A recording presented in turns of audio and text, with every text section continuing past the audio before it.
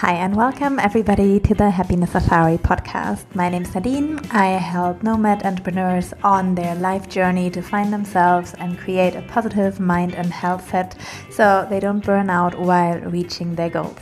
On the Happiness Safari podcast, I interview people who changed their lives and found their happiness, purpose and freedom.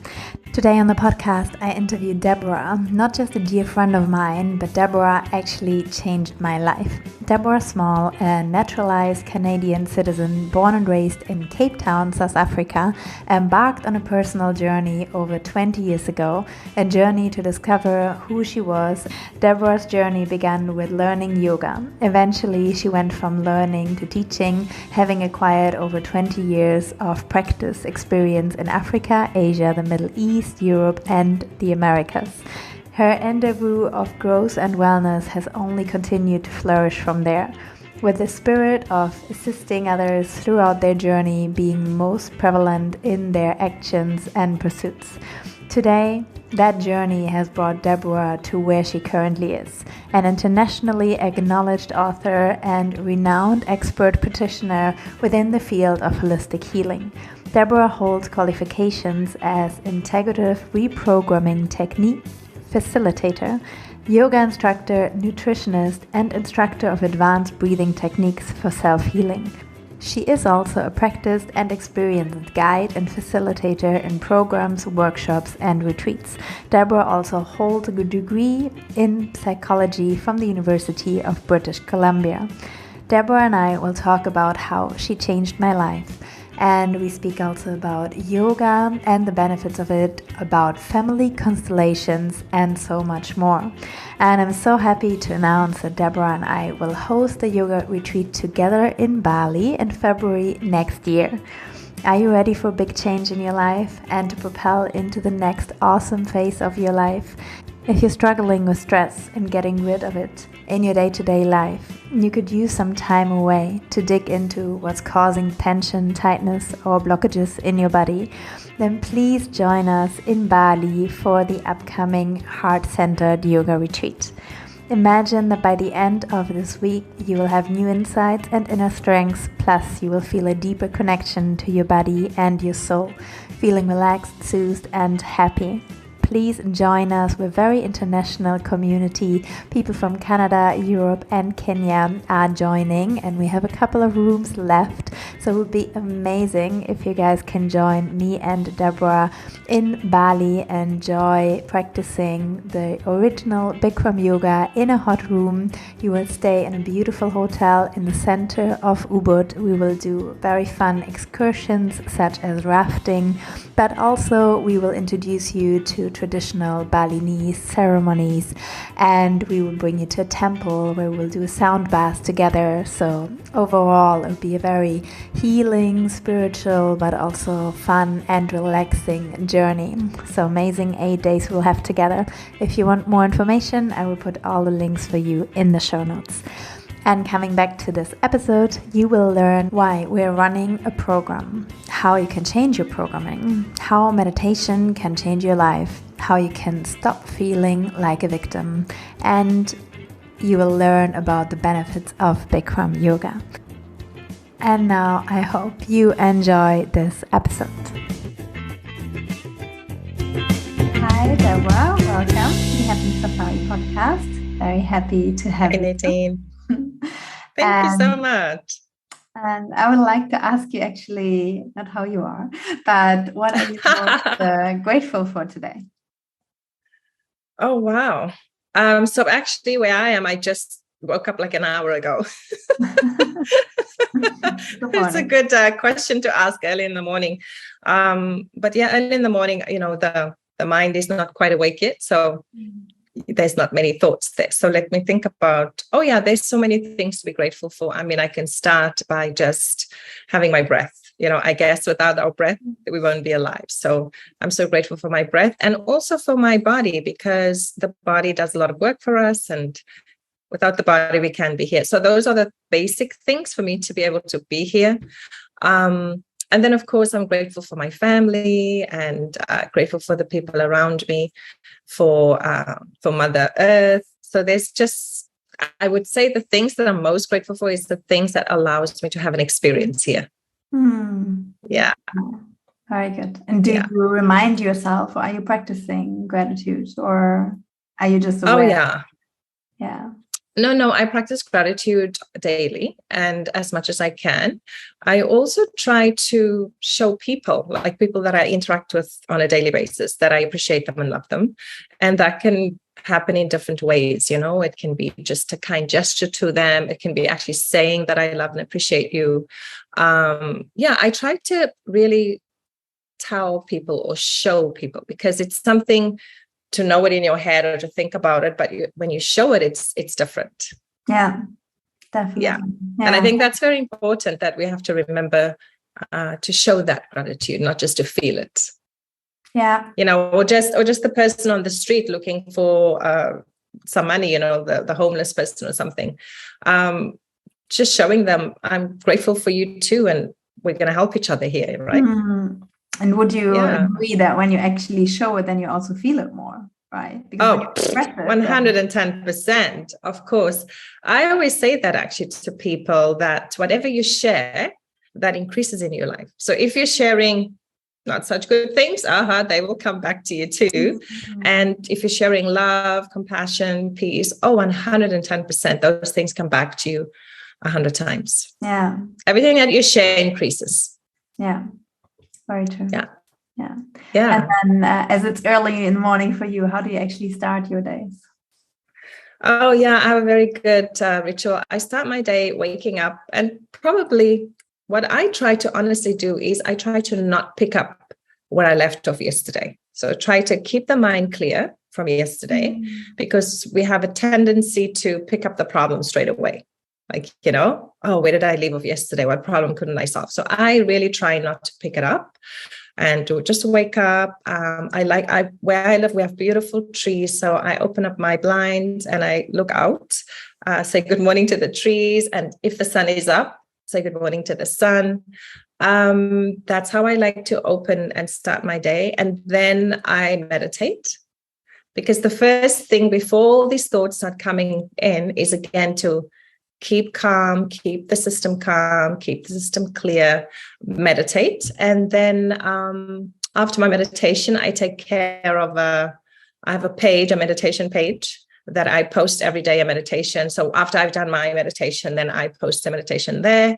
And we have like a 1 year kind of commitment. Some people are following that. So I post the meditation, so it's easier for them just to meditate. So once I've done my meditation, I put it there, and then hopefully they will do their meditation.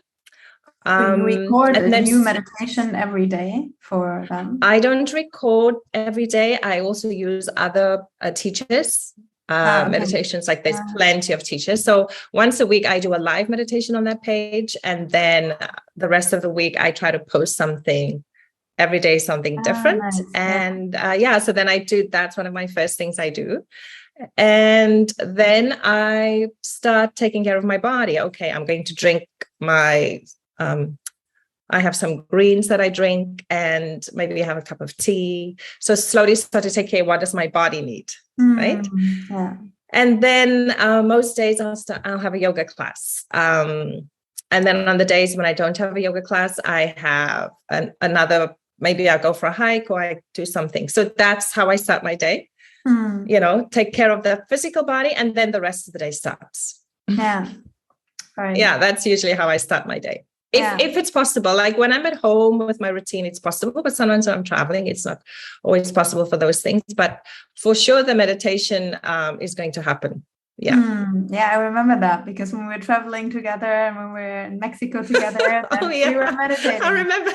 In the morning. So so you know that. That's how I start my day everywhere in the world. Yeah, exactly. It was not like I just think like it's open. We're like, okay, we're going to sit on the bed and meditate. Like usually when I do it myself, I at least get out of bed and I at least go to the bathroom, or I don't know. Like sometimes I make myself my lemon water before, and then I sit in the. But with you, I remember it was just like, up and okay, we go. because I'm so used to it. Yeah. No. I think that's the first thing that I do, is to make sure that I don't pick up yesterday's stuff. So that gives me a better chance to have a new day, a fresh. I mean, the thoughts will creep in a little bit, that's just normal. But at least I give it a good go. But I like that, because that's also how you can, I guess, create a new life, is from the perspective of the present moment instead of the past, right? Because everything you build up on the past will always repeat itself. And if you're trying to create change, then you cannot do the same thing. So if you always create your future based on the past, then your future will basically be like your past. But if you see the future actually as it is, like the future from now on, every moment is the future. So you can decide that from now on you want to change something or do something different. So if you treat it that way. Unfortunately, what happens for most of us is, you might know about this, that unfortunately we're all running on some kind of program. And this program has been laid down a very long time ago. Think about a computer. So computer needs a program to run. It's just the same with us. We are running on a program, and it's so unconscious that we can't catch ourselves out. What meditation does, it helps us to start to see that, so that you can see, you get a space between you and the thoughts, right? And so you're able to watch the thoughts. So then you have a chance to pick up this program. But other than that, we have no chance. That's why so many people, they don't understand it. They want to be better. They want their life to be different, but they keep making the same mistakes over and over because they don't understand how to get out of the program. Because 99% of our life is run on automatic responses.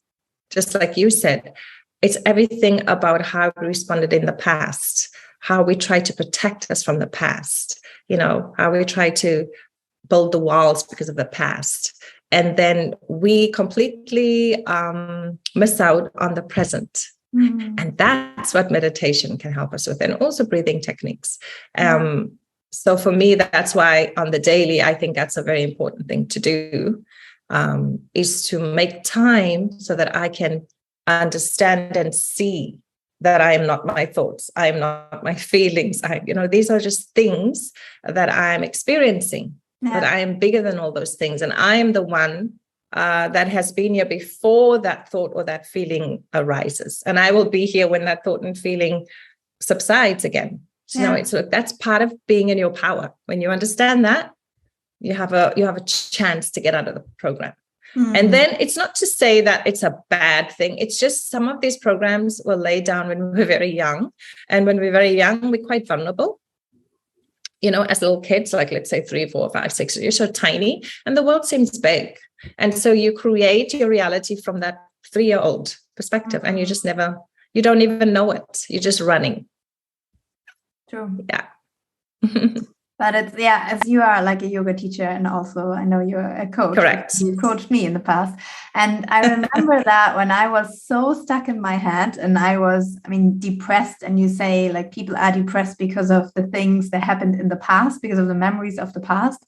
And then I also had anxiety, and anxiety is usually related to the future, like fear of the future. But basically, as you say, it's all thoughts, right? It's thoughts of the past, about the past, and it's thoughts about the future, and they are negative. Correct. And I remember that I so much wanted to kind of clear that or solve that problem in my mind. I didn't and even though I was already a yoga teacher then, but just very fresh, but I've been practicing for quite some time, but still I didn't really understand that I had to kind of solve it in my body as well. So I remember that you sent me your yoga nidra, and you also tried to make me starting to meditate. And I was kind of on that journey a little bit on and off, but it was so difficult for me. And, I wanted to have coaching sessions where I would, go through my problems in my head and write like, pro and con lists and kind of figure out like how I can change the situation. And I didn't really understand that I could actually solve it, or I kind of have to solve it in my body first. And that actually, becoming still and understanding that, yeah, your thoughts, they are just coming and going, and they're basically that's not who you are, and all of that. Like, I didn't really understand back then, and yeah, now yes, and like most people don't. Yeah. And most people don't. And you know what is unfortunate, and you know, because I've told you this before, what's unfortunate is that we kind of don't understand the power that we have, because we become a victim of those circumstances, and we become a victim of the thought process.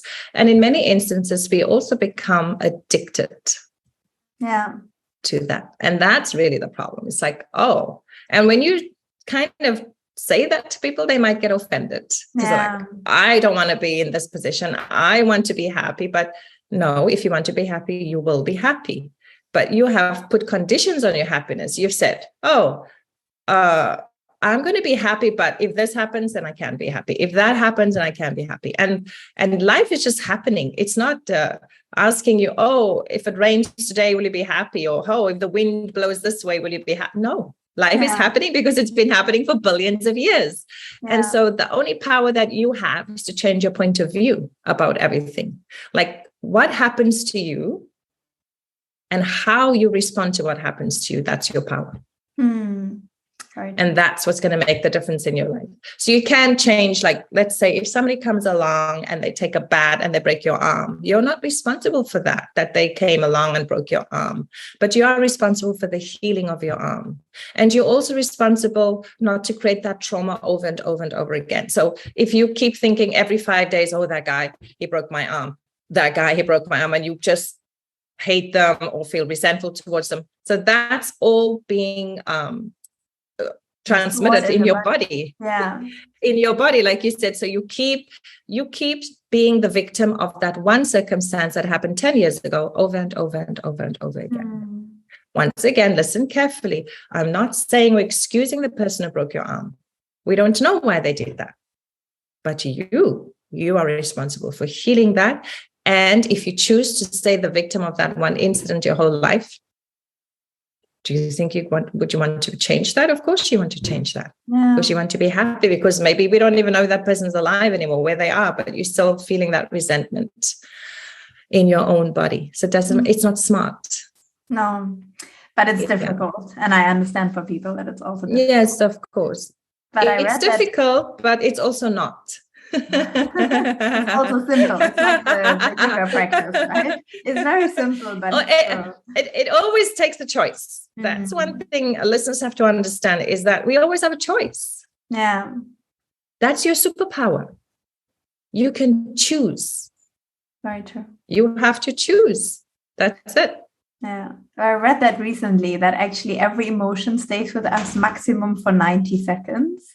And then actually you decide. And if it stays for longer, it means that you're thinking about it for longer. So, and then you are kind of recreating that emotion and you're staying in that emotion. If you stop thinking about it, then it actually deceives. Yes. Yeah. And to stop thinking about it, you have to make a choice. Because I think it's just, lots of people are studying this. There's a flaw in our brain in that it tends to hold on to the negative way more than a positive situation. For some reason, our brains just go like, so somebody can give you like, 9 compliments and 1 insult. You're going to hold on to the insult. Yeah. So we understand that's how we exist, but you can always make a choice to say, no, that's okay. That insult maybe had nothing to do with me. Maybe they had a bad day, whatever you want to do to get out of it. And then again, focus on what's going right. That's why in the world, when you see the news or the newspapers and the TV, all that stuff, they keep talking about bad things.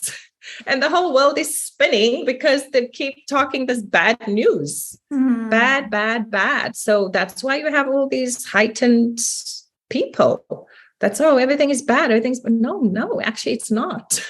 If you open your eyes, right? But that's part of why it feels like that. We are wired like that, right? As humans, and in the past, in the last thousands of years, like we had to look for the negative, right? You had to come out of your cave, and you had survival danger. Yeah, it's built into us for survival, but we have taken it to the other end of the spectrum, when now it's actually hurting us. It's kind of like a pinch of salt. When you cook some food, you don't put a whole pot of salt in, you put a pinch of salt in. And that's how you have to use this to help to preserve your life here. Yeah. So now we're actually diving straight in without you even telling us. Tell us a little bit about what you do, Deborah, actually, and how you help people in. Oh my goodness. Actually, the older I get, the more I feel like I don't really do anything. Honestly, before I used to I do this and this. Now I'm just being. And through my being, if I help somebody out, that's okay. And it's a weird thing. I just start to feel like there's nothing to achieve, really. Before many years ago, it's like I was on a path where I need to achieve this, I have to get that. And I'm not so much involved in those things. So what do I do? Well, one of the things I do is I teach yoga. And I love that. I don't know if you've heard this, if you want to know anything better, teach it. Yeah. If you've heard this saying, yes. Yeah. So yoga is kind of like one of my first loves. I started doing yoga more than 2 decades ago now. And I started practicing and loved it. And then I went to my first teacher training and started teaching yoga. And in those years, we'd still go to people's homes and families would do yoga together. So I'd go to their home and teach the family. And in those days, we never really heard of yoga classes. It was only a decade later when I started to do Bikram yoga that it was in a class and, all that stuff. So, my first yoga experience was a little bit different. And I really fell in love with how I was able to manipulate my physiology, my circulatory system, my respiratory system. Like I was feeling the changes that I have in my body when I do yoga. And then I could also see the changes when people did the yoga poses and how quickly they could come. Actually, just the other day, I went and did a breathing class with a family. It was funny. The family was like five of them together, the husband and wife and their kids, and they all wanted to do some breathing. And it wasn't very long, like 10 minutes into it, the whole room changed because they all changed just from doing some breathing techniques. So that I fell in love with that. What I saw that people can change like that, because before, I think in my life I felt very helpless and hopeless. Like I felt a victim of my feelings and thoughts and emotions and circumstances external. And basically when I started meditating and I started to do yoga, I felt empowered. I really did. And I wanted to help others feel that same empowerment. And then that kind of put me on a path. So after that, like I said, I also did the Bikram yoga training. And then I was just completely in love with Bikram yoga, still am. With all yoga, really, like anybody that teaches yoga they're helping people to become empowered, right? So it doesn't really matter. But the system that I really love is Bikram because there's just so many benefits and it's such a short period of time to get all those benefits, 90 minutes. Gives you the heat so that you can get, you can clean out through the skin. The way that the system works, the 26 postures, everything, one posture builds on the next so that you get maximum out of everything. It's just an amazing system. We can be all day to talk about that. But I started teaching full-time yoga. And then I also, from just learning and seeing things, I actually wrote a book called The Self-Repair Toolkit. And that book is still available on Amazon if anybody would like to go out and get that. We'll put the link in. I created this book and it basically has 12 tools. And so because what I've seen in the world is a lot of people, they have pain and suffering, but a lot of them don't know why. And literally, if we are in pain and suffering, most of it we are creating ourselves. But we don't know. Right? Because we're running on the story in the background that we are not aware of. So the book actually helps. The intention of the book is to help to bring some light, to shine a light on those things which you don't know is running in the background. And so I also developed a workshop on that book. And so before COVID, I traveled a lot and did workshops. I also like to do retreats. So maybe once or twice a year, I go somewhere. And since COVID, we haven't. But this February, we're doing one in Bali, which I'm very excited about. It's going to be amazing. So I do that. And I also obviously do the coaching, as Nadine was saying. She actually did some with me, which is phenomenal. Again, basically based on that, we're running on a program. You have to become aware of your program, and then you have to choose to change that program. You have to be willing on every moment when that old story wants to come back, you have to choose a new one. And it's kind of like when you go to the gym and you pick up a weight, you have to build a muscle. It's the same story. You have to keep changing, and you have to be committed to that. It's normal. If you do it 9 out of 10 times and one time you fall back to the old, it's okay. But you're starting to change it. Yeah. And then over time, you're going to find yourself, probably yourself, Nadine, can understand this. You look back and it's like, I don't have those thoughts anymore. And I'm having my new life and I'm having my new experience. Yeah. And so I help people through my integrative reprogramming techniques. That's how to do that. And it's not like Nadine, myself, in the beginning, you found it hard, but then once you got it, it was simple, right? And once you have that commitment to, I want to be happy, you will do it. That has to be your most important thing. It's like literally you have to say nothing else is more important than this. That's how committed you have to be to it if you want to see the results, right? Yeah. And so I do that. And I actually recently, since COVID, 3 years ago, because everything shut down, I started doing, actually, this is a new thing. It's not new for many people, but for me it was. There's a thing called family constellation. And it blew me away. And the person that developed it is from Germany, and he's passed away now, I think about 2 years ago. Bert Hellinger is his name. I was just blown away at the results that you could get from this process. Basically, it takes, if you have, a lot of people have problems with their family members or so on.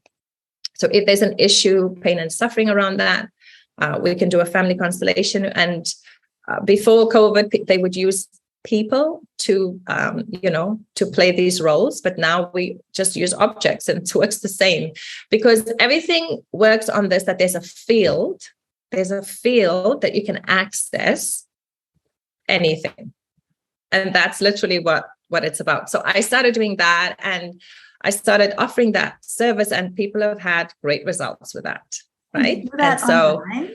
Or you do that? I do it online. Yes, I can do it in person too. But since I've done it, I did it once or twice with people, but mostly I do it online. Phenomenal. I have some people who've done it, and absolutely, people that have had issues with the parents, and it just gets resolved.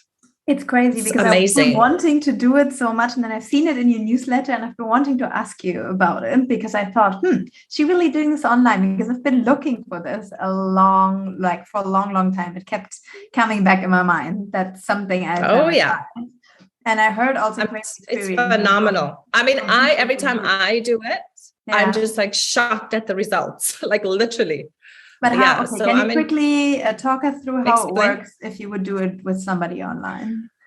Yeah. So basically, like I said, if somebody comes to me and they say, okay, they have this problem, I have a set of objects, and then we give, each object will represent the person that you're having a problem with. And then you're having the object, not the other person. I have the objects. I have the objects. Okay. And then we create the field where the objects are in.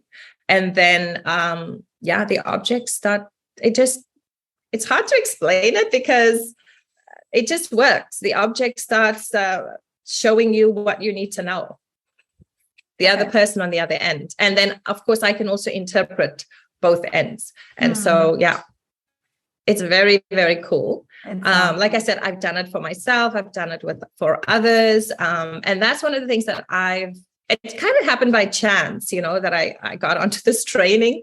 But then I was just blown away, like blown away, and also not blown away, because I knew that we are so powerful. And I knew that we exist in this, field where there's so much power that we can access, like this energy all around us. We just have to learn how to access it, right? So it's kind of like that. So that's the one thing that's new for me, which I'm enjoying thoroughly to help people with. Have you tried to see it yourself, or how did you get it? I did it for yourself. Okay. That's the first thing I always do. Yeah. I do it myself. And I was able to access my ancestors, and I have a grandmother on my father's side that I never met, because my grandmother, she passed away when my father was like 5 years old. So we never met her. But in this field I was able to access her. Wow. Yeah. It's very amazing. And I didn't know anything about her, because my father never spoke with her, but I even knew her name. Wow. And then what happened is, I have an older cousin, and I called her. She still lives in South Africa. And I called and I said, was this the name of, because her mom was my father's oldest sister. So she might know more because she was older when her mother passed. And then I asked her, is this the name? And she said, yes. She said, yes, that's her name. Very cool. How would I know that? I didn't know that. Nobody spoke about her. Yeah. So those kinds of things. It's very cool. And because we know that we can access everything. But again, it's just we live unconscious. So when you start to become aware and conscious, you can access anything. Right? Nice. So that's the one thing that I did. And then another cool thing that I did by COVID days, because we all locked up. Actually, this one was funny. This one is called Access Consciousness. And I had heard about this a couple of years ago, and I thought, I have so many tools and techniques. I don't want any more tools and techniques. I'm done. So I didn't do anything about it. But what happened is that after COVID, a friend of mine came to visit me, and she was like, she did it. And she said, you have to try it. And I was like, She made me sit, and she did it for me. And I was blown away. So basically, if you can understand, there's how we have pressure points in the body with Chinese medicine, they usually use some pressure points in the body to heal certain ailments and so on. So this thing works on pressure points on the head. So what it does is there's this 6, 8 couple of sequences that you do in the head, on the head. And literally what it does is it helps to take you out of the logic mind. The first thing that I thought to myself when I did it was it's kind of like doing ayahuasca. Now, I've never done ayahuasca before because I'm not good with throwing up. And so I kind of always avoided it. But that's what came into my head. This is that kind of experience that you can have with ayahuasca. You go beyond the logic mind. But I didn't have to throw up and be sick. So I fell in love with it. Again, when people access their pure consciousness, because we are consciousness, we are energy, but we experiencing the world through our logic mind. And that's why we have so much limitation. That's why there's so much fear, limitation, because the mind is very limited in what it knows. Why? Because it only knows the past. Just like how you said earlier on, it doesn't know about the future. And therefore, we seem to be so afraid of death because we don't know it. The logic mind cannot comprehend it. It's beyond, right? So this technique helps you to really go beyond the logic mind, because that's where all our problems exist. So we created all these problems. And then, like you said, you try to fix it in this mind, and you cannot fix it there. I think it was Einstein that said, you cannot fix the problem on the same level where it existed, where it was created. You have to go beyond. So you have to find a different frequency. And this is what Access Consciousness does very, very easily. I was blown away. In 35 minutes, basically, you just, now this, and I can't do online. You have to be here in person. There's some manipulations to the head. And every person that I've done, and I've done lots of people now, every person that I've done is so different, because they are stepping into their, what we call pure consciousness. And there you can create, you can do anything. Some people have healed themselves from illnesses, backache, whatever you name it, it can be done. Wow. So and also even generations of whatever trauma, blah, blah, blah, is possible. So I'm having so much fun with these new tools that I've learned. And again, just for me, helping people is one of the things that I love most. But I always try things on myself first, because I have to know that it works, and then I will share it with others. Yeah. So that's all the things I've been doing for the last 3 years. And I'm just loving it. Yeah.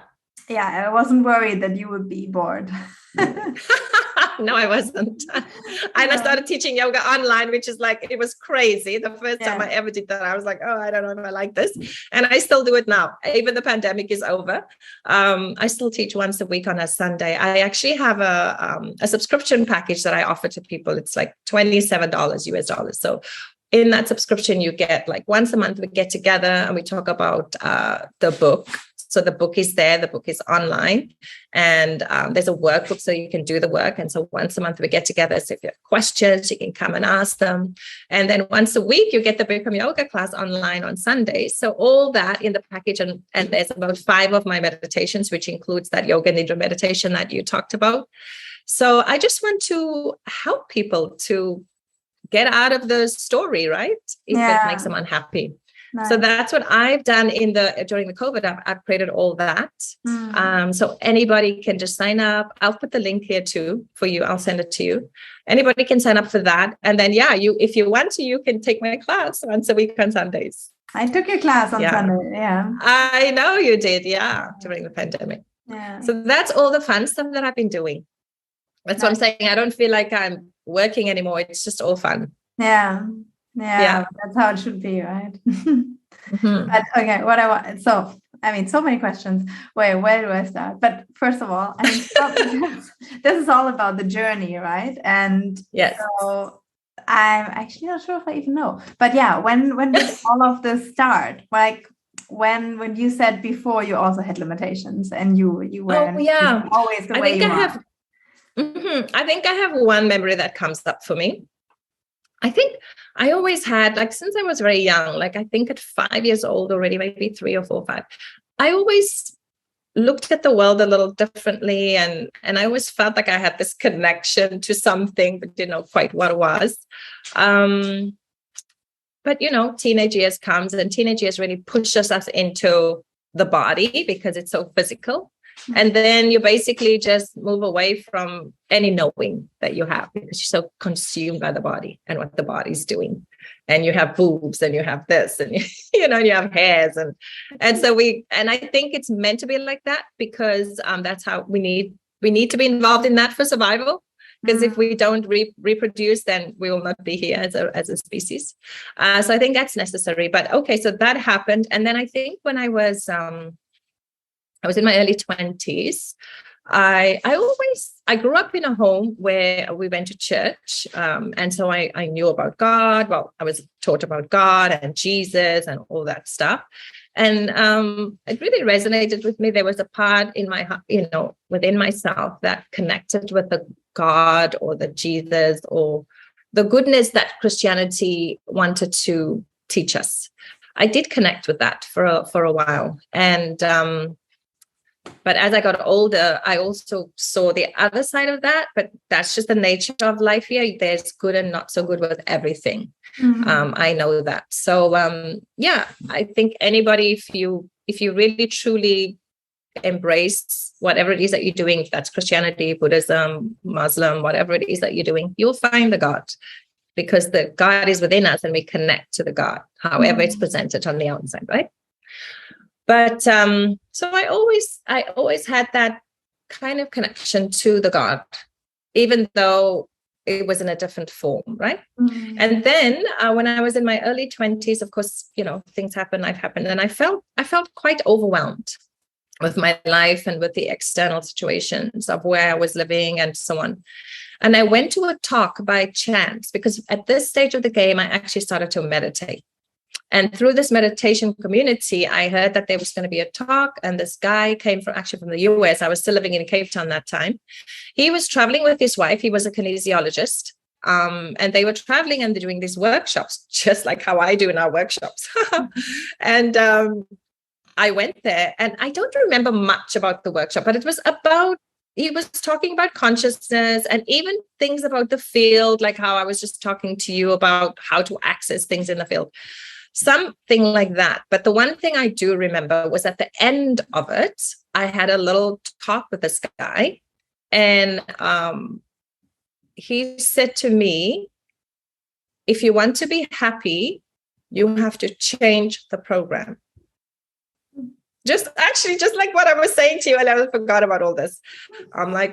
And I was like, no, I'm not happy because of my job, because of my this, because of my that. It's not because of that. I'm not happy because these people are not doing what they're supposed to do for me. That's what I was thinking. But he said to me, no. And he actually said to me this information that I also shared earlier with you about the program in the computer. That was the man where I first heard this. And many people use it now, but that's the first time I heard it. And he said to me, actually used like this. He said, if you have a computer and you have a printer and you have the printout. So if you have the piece of paper, like let's say there's a piece of paper here, and the piece of paper is kind of your life as it is. And you say, well, I don't like that. I don't like this piece of paper, what's written on this paper. And I'm jumping at the printer saying, you got to print something else. You have to print something else. I don't like this. And he says, it will never work. He says, you got to go all the way to the programmer and change the program. And to be honest with you, I did not understand what that meant in that moment. But he did say to me that if you want to be happy, then you have to change your thinking. And I was like, okay, so I didn't understand it. But anyway, that was honestly, I would say that's when I came at a crossroads in my life. It's like I had to decide that I don't have to be the victim anymore of my circumstance. And what am I going to do to change things? And that was the beginning of it. And that was like, I don't know, it's coming up for 30 years now. Wow. And since that time, I have been on this journey towards self-empowerment, towards self-responsibility. And I took, like I said, took yoga, did this, did that. And everything I first did for myself. And then with yoga, what I loved about yoga is that side by side, I was learning and teaching. And yoga is very much a path of self-responsibility. Yeah. I'm responsible. And so, so that was really, and many, many, many beautiful things and people have happened over the years, of course, but that would be the defining moment. That's when I understood that I actually can do something. I never even gave it a thought. I felt so powerless and such a victim in my life that I never even thought that, I could do something to help my life, to change my life. And that was the beginning. And I did change my life. And now actually I look back and I don't even recognize it from that old, because you have to start changing the way that you think. Yeah. And of course, I did lots of training and learning. And one of the best things I ever learned was that, there's a program that runs in the background. And I created that program because between the ages of 1 and 6, there are scientists that say that's when your program is downloaded. Boom, it's done. So whatever happened, and it's not to say like we grow up with our parents and they try their best. Like I know a lot of people, have so much resentment towards their parents, but they only did their best, And again, that's a family constellation session. But if you have a problem, we can help you because you just have to understand it and understand that you're running on a program that was made by a 5-year-old. Because, between the ages of 1, 6, 7, and so on, we have no filter. So everything, the information just seeping into us from our environment. And we're trying also very hard to keep ourselves safe because we're so vulnerable. Because without parents, somebody taking care of us, we don't survive. No. We don't survive. So therefore, we create all kinds of, strategies to survive. But we don't need those strategies.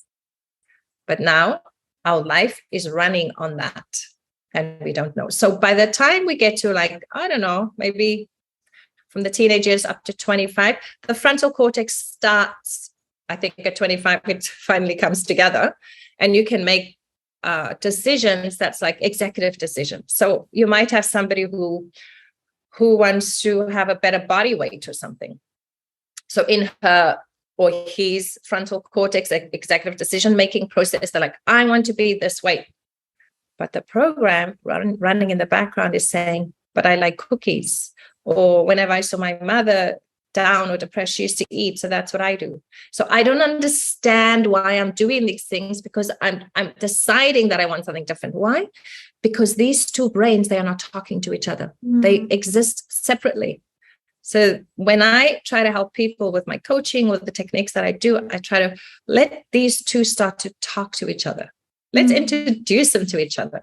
Let's let them not be opposite and fight with each other. Because the oldest brain, which is in the back here, is only, they call it the critter brain, or, the reptilian brain. It's the oldest brain on the planet.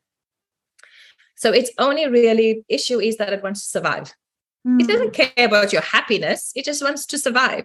So let's say if you created something when you were 3 or 4 or 5, a situation that was created anxiety for you or something like that. So what happens is that you will create that over and over and over to make this brain see that you are safe. We are safe. We are surviving. We are safe. We are surviving. And the frontal cortex is like, but I want to be happy. And this one is saying, I don't care about your happiness. We need to be safe. So that's why we need to dismantle that in a good way, because it protected you. Everything we do is for a positive reason. Yeah, it really is. But now we don't need that anymore. So that's the work mostly that I try to help people with. It's just, how do we look at both of these? Because neither of them are wrong. They were both there for a reason, for a purpose, to help you. Yeah, I'm so happy. It's just, you're not going to go to a 3-year-old and say, hey, give me some advice on how to survive in the world. You're never going to do it. But that's your story. Yeah, true. Yeah. I'm so happy that the guy said to you, it's a program and you have to choose and change it 30 years ago, because you said something very similar to me, pretty much on the date, I would say 4 years ago. Which is great. Wow. Oh my God. Yeah. That's amazing. And I shared that on your podcast. But it was really just the most miserable day of my life, I guess, after being depressed for probably a year, and in the most intense phase after having insomnia for months and all of that. And I remember you said to me, you just have to be happy. You have to decide.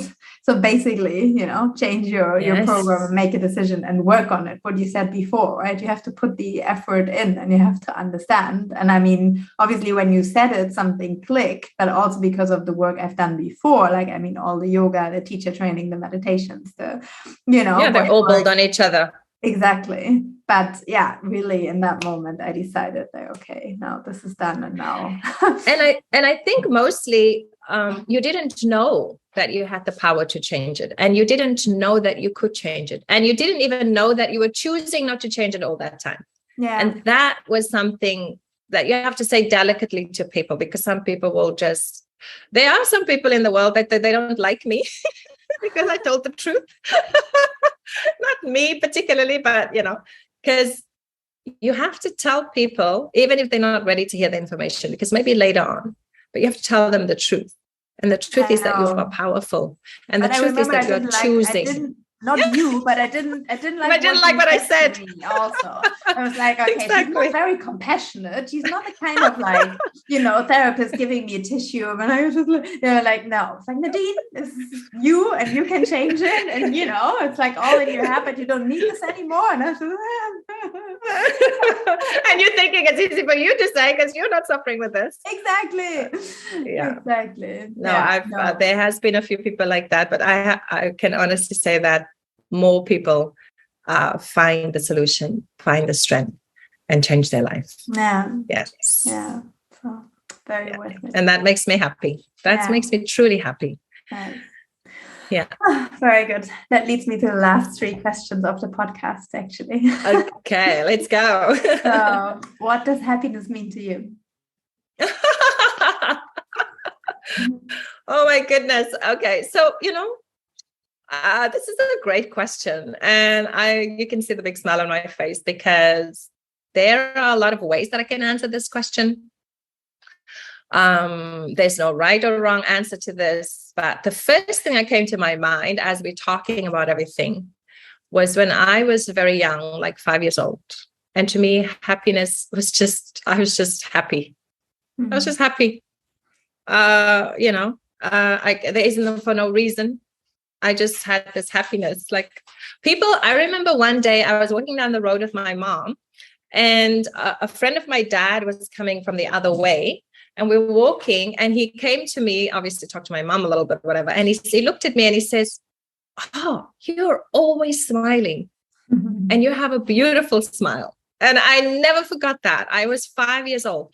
And so basically, I think I was just always happy, just, whatever. And another person said that to me about not long ago, just a couple of days ago, because I was just smiling, and they said, "Oh, you must be," oh, no, that's right. It was the person who I was at the chiropractor because I like to go for a little adjustment just to maintain. And, and I was sitting there, and he just started talking to me because I must have had a smile on my face. And he said, "Oh, you look so happy." And it's like, oh, that's what he said. That's how I want to look. That's why I'm coming to the chiropractor. And then I said to him, "Oh, I come for maintenance. That's why. Like, I don't wait until I'm like chronically needing it and then coming." So that's what I said to him. And he said to me, "Oh yeah, that's where I would like to be." But it's like, well, I was always just like this happy, but okay. So yeah, so I think so even now, when I'm in my 50s, people are still telling me I'm happy. So happiness to me is like, yeah, it's a whole combination of things. But at the end of the day, through the work that I'm doing and I've done, the truth about happiness that I understand now is that happiness is my being. And on the days where I feel I can't access my happiness, I used to, when I was younger, try to look for it from the outside. Maybe I go for shopping. Maybe I find a new boyfriend. Maybe I take a dress. Maybe I have some food. Maybe I go to another country. And to be honest with you, I used to do those things because I thought that happiness came from the outside. But I know that I am happiness. And so that when I have all my children at home for dinner, then that happiness comes in and out. It's like we're exchanging that happiness. When I'm sitting home alone having a dinner, I can have that exchange of happiness. So the happiness is always within me. And then I just get to have an exchange with the outside world. And on the days where I can't access that happiness, I don't force it. I just watch it. I watch it. And then before you know it, it'll change. Maybe there's sadness, because there are things that we can get sad about. Maybe we lose a loved one. Maybe we lose our house. Maybe we lose our money. Maybe we lose whatever. Usually unhappiness comes from loss and fear of not having the means to take care of our physical being or our family or so. So there are things that can cause some unhappiness, and that's okay. What I found is just if I can watch that and not get involved in it and not become a victim of it, then it passes. It's like this: you're standing in a pond of water and you splashing up and down. "Oh, I'm drowning! I'm drowning!" Your feet and your arms, "I'm drowning!" And then I'll be coming and say, "Hey, can you stand still? Can you just stand still?" And then, okay, stand still. And then you start to see the water. You start to see you're not drowning. You start to see the bottom of the water, how clear it is. And that's what we are doing in our life. I'm not happy. I'm not happy. Da, da, da. Can you just be still? Because your happiness, your true nature is happiness. I think that's one of the most beautiful things I've ever heard. It was Thich Nhat Hanh who said it so beautifully. Your very nature is happiness. I hear it still, his voice. He left us last year, I think. In his body he left. But he's everywhere, in the trees, as he said. I mean, you'll be in all the leaves. Wherever you look at the tree, you'll see me. And it's so true. But I hear his voice because that's what he said. And it's so true. Your very nature is happiness. And so for me, it's like, yeah, what is happiness? It's everything. Nice. Nice answer. Oh, you already answered the question. The second question is, what do you do to be happy? But then I think in this case, it's maybe what do you do to, either maintain the happiness for me to be happy.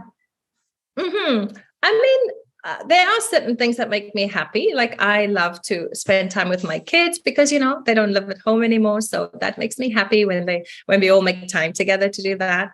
It makes me happy when I can be with a client and we're breaking through barriers and they can see their power and they can see. So those things make me happy. It makes me happy to teach yoga, to see that how people are getting, the benefits. It makes me happy to go with my husband to do something, not so we can just go to the store and buy something like for the house. So, it makes me happy, to do many, many things. To go for a swim in the ocean makes me happy. It could be, there's lots and lots and lots. It's endless. To see one of my favorite things is when I see bees in the flowers. That makes me happy. Yeah. The simple things, to see the moon, the full moon, Yeah.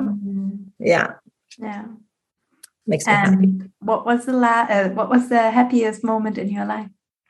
Oh, there is no such thing. I cannot say that there is one moment that was the happiest. I don't have an answer for that question. There is no one moment that I would say was the happiest moment, because they all just are. They're all happy moments that came, together. So I haven't come to that yet. Maybe ask me another 10 years. But let me think if I can think of something that would be good for an answer like that. I probably don't think it's a moment, but it's probably a feeling of, I remember when I first started getting into the meditation and yoga world, I was very you wanted to achieve something, like I'm going to go to India and I'm going to do all this stuff because I want there has to be something to be achieved. I always thought there was something to or if you're going to become enlightened, you have to achieve something. Of course, there's nothing to achieve. And every time I try to achieve something, I would blow up in my face. So there was never anything to achieve. But I have a teacher, and you probably know him. His name is Sri Sri Ravi Shankar. And, he said, so he teaches, and worldwide, there's an organization called The Art of Living, and they teach breathing techniques and many other things. But one of the breathing techniques called Sudarshan Kriya. And I learned this breathing technique that I still use. And he said to me, just do this every day. It's like if you do it every day, it takes you about 12 to 15 minutes. He says, just do this every day. And you're going to see after some time, you're going to see yourself. And he says, it's like, think about it, that you're like cleaning a window. And you're cleaning the window every day when you're doing the breathing. And then after some time, you're going to be able to see through to your soul. See yourself. Because we're so disconnected from ourselves because we have the illusion of separation, right? So we're not connected to us. We're not connected to God. We're not connected to our environment, to the people around us. So we're so separate and we think we're so alone and, we're victims. Anyhow, he said, just do it. And I have to say that after 10 years of doing this daily practice, I was like, I don't see anything. And then I was like, and then I realized that, it's because I had an expectation that something was going to happen. So I dropped the expectation. And then I think it was maybe 12 years or so after, when I one day just was in this space, which I felt was, I think this is it, what he was talking about. Wow. And I can honestly say that space I can now have within my daily life. After many years, it's like, now I don't have to really meditate to be there, to get that. I just have it. It's just with me. So I cleaned and cleaned and cleaned and cleaned. And then I had this, it's like the meeting of the self. And I can't honestly tell you exactly what moment that was, when that happened. But in my journey, it happened. And I would probably say that, and you can't even, it's to say that it was the happiest moment of my life is in a way too cheap to say it. Do you know that? Because it like I get goosebumps actually, because it blows the roof of happiness, because it's so much deeper than that. Yeah. And then I realized, because when I used to travel and seek, I was just a seeker and seeking for everything. I remember a lot of these teachers, they would look at me like they had like a secret, but I didn't know it. And I wanted to know, what is the secret? There's something that they're not telling me. And they couldn't tell me, because everybody has to find it for themselves. And so I would have to say that experience is the one I honor, because it's the experience that made me free. Free from stuff, free from people have to love you, people have to do this for you, you have to do free. Yeah. Now you can show up in the world free. And still, and of course, life happens. And I started and of course 4 years ago, right? I mean, so I would put that in the notes as well, the art of living, so people can, yes, with no expectations, try. Oh, please, because after 10 years, I was like, what? So, I would have to say, if you're looking for something, that's the experience that I could tell you about. But like I said, you can't even say the happiest moment of my life, because it blows the roof of happiness. Because the way that we understand happiness is perhaps sometimes when we get what we want, you know, how we want it, the way that we want it, in that same, then we think we're happy. But when it's like, when you understand you are the whole thing, it's like boom. Nice. Yeah. Very happy for you. You had this experience, and and then everyone has to find it for themselves. Yeah, and it's like, basically it's there for everyone, but you need to create a discipline towards that. You can't just say, oh, I want it, but I'm not going to do the work. It's like, oh, I want to look good, but I'm not going to go to the gym. Yeah. Like, you can think all you like, you want to look good, but if you don't do it, the discipline. That's the other thing my teacher said, is that 100% discipline creates 100% freedom. And that took me also like 20 years to get. Yeah. But I get it now. Like, Nice. Because I thought, well, I'm responsible. I take responsibility. No, you did not. It was so much deeper than I thought. Yeah. But when you practice it, you will get it. And believe me, there is nothing like this world has nothing. Like, that's what I said. I can't even say happiness for that experience. This world has nothing on the experience of who you are. So it's worth it to take your journey towards yourself. Yeah. And whatever tools, and the tools, they are different. You do whatever you want to do, but just make a decision that you want to reach yourself, because that's the only thing that's worth doing. And then from that place, things can happen. And if they're there, good. And if they're not there, also good. I remember when I was younger, like when things were going well, I was so happy. And when things were not going well, I was like, oh, victim. But because we don't know. But when you know better, you can do better. So there's no judgment. Like, there's no judgment for anyone or anything. It's just, do you want to be free from it? Do you want to be free? Yes, I do. Yeah. Speaking of teachers and tools, what is a book you read you would like to recommend? Oh, man, there's so many. But the one that really jumps out for me, that was an amazing book I read many years ago, was The Untethered Soul. Yes. And Michael Singer is still alive, and he is amazing. And this book will help you to wake up from the programming and from the thinking and from the patterns. And he's written it so well that, because when you don't know, sometimes it's hard to resonate with the information, but the way that he wrote it was brilliant. So that's a book that I recommend 110%. I was hoping read it, it'll change your life. Because you told me, actually, you recommended me that book as well. Oh, I see. I still recommend it. Yeah, I still recommend it. I was wondering. Yeah. I'm just realizing how much you actually changed my life. Well, I didn't. You changed your life. I just had the privilege to, to be part of it. But you did the work.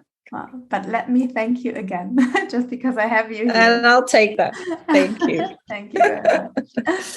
And also, thank you for being here on the podcast, and thank you for sharing your story with us and the listeners. And also thank you for doing, or actually just being, because you're not doing, but for being. Yeah, exactly. I'm not doing anything. Exactly. And thank you so much, Nadine. For the world. Thank you, Deborah. Thank you so much for having me and for allowing me to talk on your podcast. And thank you. I'm so grateful for you. And I'm so, happy to see that you're doing the work and you're getting the results. And you're also helping to change other people's lives, which is one of the greatest things we could ever do. It's just by being who we are that we inspire people to look deeper into finding the true self. Yeah. Oh, thank you. Thank you. Welcome. Welcome back, and thank you for listening until the end of the episode. And isn't Deborah just an awesome, inspiring personality? And I just love her story, and I really love the person she became, and how she helped me. And now I can help others as well because of her, and obviously also because of my own decision, as she said. But I'm really here to empower you also to take on this journey, to not feel like a victim, to feel empowered that you can change your life, you can create your life, you can live the life you want. And if I can do it and Deborah can do it, then you can do it too.